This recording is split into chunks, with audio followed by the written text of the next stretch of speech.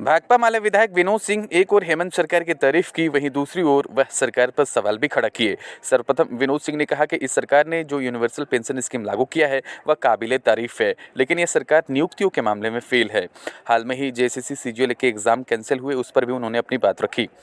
हालांकि झारखंड राज्य कर्मचारी चयन आयोग जेएसएससी ने झारखंड सामान्य स्नातक योग्यताधारी संयुक्त प्रतियोगिता परीक्षा सीजीएल 2023 की नई तारीखों की घोषणा भी कर दी है।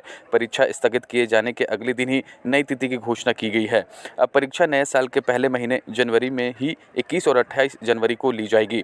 जेएसएससी ने परीक्षा तिथि को लेकर आधिकारिक वेबसाइट पर अधिसूचना जारी कर इसकी जानकारी दी है।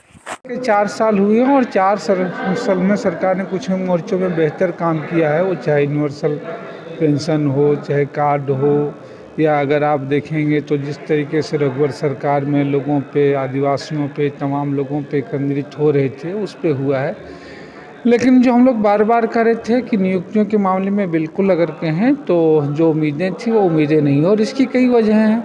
लगातार आप देख रहे हैं स्थानीयता को लेकर कर रघुवर दास की, या जो थोड़े भी बहुत प्रयास किए गए। एक तो प्रयास ये भी, उसमें जाहिर सी बात है भाजपा अड़ंगा लगा रही है। आपने देखा कि राज्य के विधानसभा में तो कह रहे हैं कि भाई हमारा तो खतियान पे कोई नहीं है, लेकिन अमित शाह आपके विपरीत बयान देते हैं। राज्यपाल जो है वो विधेयक लौटा देते हैं।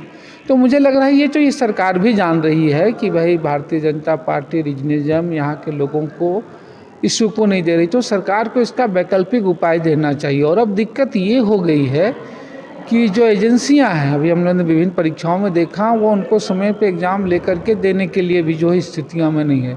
तो सरकार जिन मामलों में कम से कम सीधी नियुक्तियां दे सकती है, जैसे मैं एक उदाहरण के कहूँ, टेट पास पारा टीचर जो कि टेट पास हैं, वो विधि संगत हैं, तो ऐसे लोगों को नियुक्तियां देना चाहिए। और ये सही में सरकार के लिए सबसे बड़ी है। और इसलिए अलग अलग मौक़ों में भी, हाउस में भी हमने कहा है कि सरकार इस दिशा में नहीं कहे तो नियुक्तियों के मामले में जो उम्मीदें थे वो उम्मीद लोगों को निराशा हाथ लग रही है। जो एग्ज़ाम कैंसिल एजेंसियां हैं, अभी हम उम्मीद कर पाना 4 साल में जो हमने देखा है वो कर लेंगी। इसलिए सरकार को जहां सीधी नियुक्तियां दे पा रहे हैं, जहां अनुबंध में जो लोग हैं उनके मानदेय बढ़ा सकते हैं, इस रास्ते पे विचार करना चाहिए। जिनको अस्थायी कर सकते हैं अनुबंध में, उनको अस्थायी किया जाना चाहिए।